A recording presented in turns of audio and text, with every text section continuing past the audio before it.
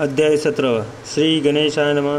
मागील अध्यायी कथा सुंदर. प्रख्यात जे मुंबई शहर तेथून येऊन स्वामी कुमार मठ स्थापिती समर्थांचा स्वामी नामाचे भजन त्यांची चरित्रांचे कीर्तन त्याहून व्यवसाय अन्य स्वामी सुत नेनती. स्वामी सुताची जननी काकूबाई नामे करुनी तिने हे वृत्त ऐकून दुःख केले अनिवार्य. निज मातेचा शोक पाहून दुःखित झाले अंतःकरण. ते लागी सावरून धरले सत्वर प्रेमाने. नाना प्रकारे स्वामी सुता मातेचे समाधान करीत मधुर शब्दे समजावित परमार्थ गोष्ट सांगून.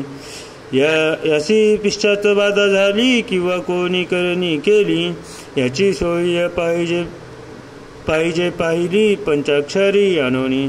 त्या समयी प्रख्यात थोर यशवंतराव भोसलेकर जयांसी देव मामलेदार सर्व लोक बोलताती. ऐसा विचार करून पोटी दर्शना आल्या उठाउठी. सांगितल्या सुतांच्या गोष्टी मुळापासून सर्वही. ऐकोनिया देव मामलेदार हसोनी देती उत्तर. त्याशी पिशात लागले थोर माझेने दूर नोहेची. असे उत्तर ऐकून दुःखित झाली अंतःकरणी. मग ते स्वामी सुताची जननी कलकोटी येत असे. असो इकडे स्वामी सुत मुंबई माझी वास्तव्य करीत. हिंदू पारसी स्वामी भक्त त्यांच्या उपदेशे झाले. मठ होता कामाठीपुरात तेथे जागा नव्हती प्रशस्त.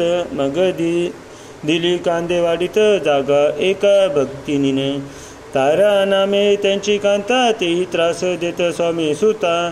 परितांची चित्तात दुःख खेद नसेचे. प्रथम मुंबई शहरात शके 392 फाल्गुन कृष्ण त्रयोदशीस स्वामी जयंती केलीस. स्वामी एके समयासी नगरकर नाना जोशी सहज आले मुंबईसी. त्यांनी ऐकले वर्तमान. पाहुणी या स्वामी सुताची प्रीती आनंदले नाना चित्ती. प्रेमानंद चरण वंदिती स्तवन करती तयांचे. स्वामी सुते तयासी लावली या स्वामी भक्तीसी. धन्य झाले नाना जोशी रंगिले भजनी समर्थांच्या. पुढे जोशी बुवांनी स्वामींची पत्रिका करोनी ती अर्पावया श्रीचरणी कलकोटी पातले. पत्रिका श्रीचरणी अर्पली स्वामी मूर्ती आनंदली.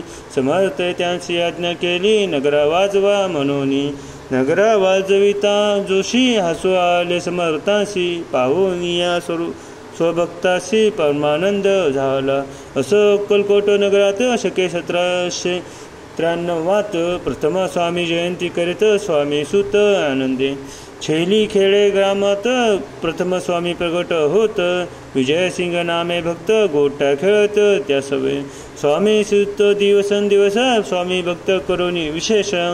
जन लावले भजनास कीर्ती ध्वज उभारिला. मना माझी धरुणी कामना कोणी येतात दर्शना. त्यांची समर्थ करिता आज्ञा सुताकडे जावयाची.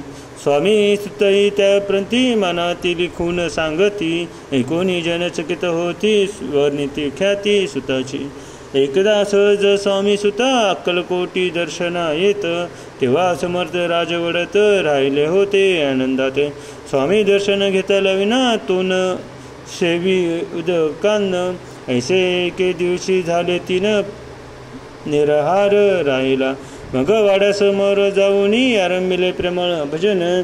जे करून रसे भरले पूर्ण ऐकले अंतून राणीने. सेवकासी म्हणे सत्वरी जाऊनी तुम्ही जाऊन या अवसरी. त्या साधुते मंदिरी प्रथोर निया आणावे. पाहोनिया समर्थांशी उल्हास सुताचे मानसी. धावोनिया वेगेशी मिठी चरणी गाथली. निज सुता ते पाहुनी आनंदले समर्थ मनी.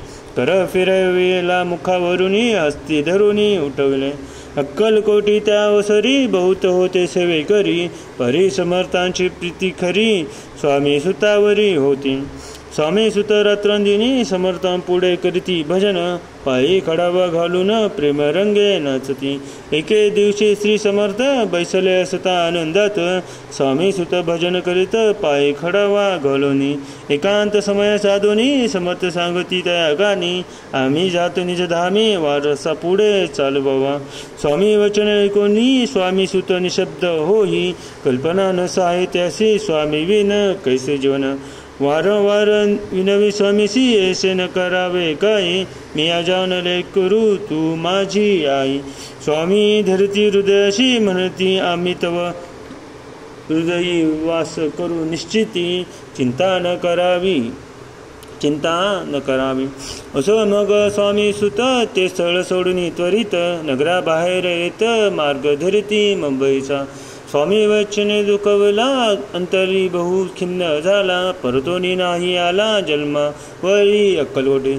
त्याचे दुःखे उत्तरोत्तर क्षीण झाला स्वामी सुत, दुःख करी दिवस रात्र चैन नसे क्षणभरी.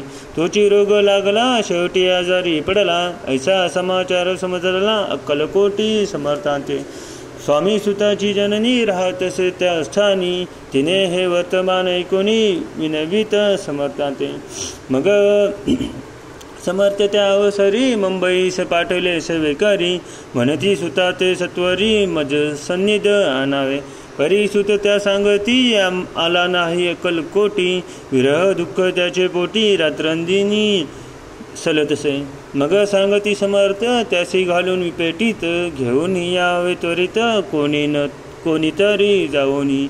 तथापि स्वामी सुत पाही अक्कलकोटी आला नाही, दिवसेंदिवस देही क्षीण होत चालला. शेवटी बोलले समर्थ आता जरी न ये तू सत्य, तरी तो पोट भरूनी यथार्थ ठेविली ती उडुकी. याचा अर्थ स्पष्ट होता तो समजला स्वामी सुता, परी तो न आला अक्कलकोटा जीवित पर्वा न केली.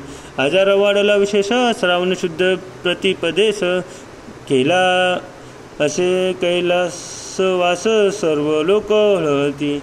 अक्कलकोटी त्या दिवशी समर्थ करीत विचित्र करणी, बैसले स्नान करुणी परिगंध न लाविती. भोजना तेथे उठती धरणीवर अंग टाकती, कोणा संगे स्नान करुणी परगंध न लावती. भोजनाते न उठती धरणीवर अंग टाकती, कोणा संगे न बोलती रुदन करती क्षणशोधी. इतक्या माझी सत्वर मुंबईहून आली तार, सुत झाला समाचार स्वामी सुत गत झाला. मग काकूबाईचे सत्वर जळवी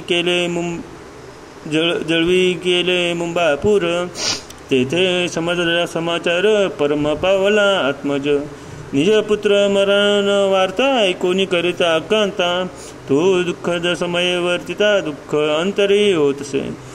असो मग काकूबाई अक्कलकोटी लवलाही, परतीने आल्या पाही बोलला काय समर्थाते. सुता आपुला भक्त सोन अकाल पावला का मरण, मग स्मरती जे हे चरण त्याचे तारण होय कसे. समर्थ बोलले ती अशी उल्लगिले आमुच्या आज्ञेसी, संधी सापडली काळाशी ओढुनी बेळेची मगनेला. धन्य धन्य स्वामी कुमार उतरला भवैदी दुस्तर, ख्याती झाली सर्वत्र कीर्ती अमर राहिली. इति श्री स्वामी चरित्र सारामृत नाना प्राकृत कथा समंत, भाविक भक्त परिसोत सप्तदश अध्याय गोडहा.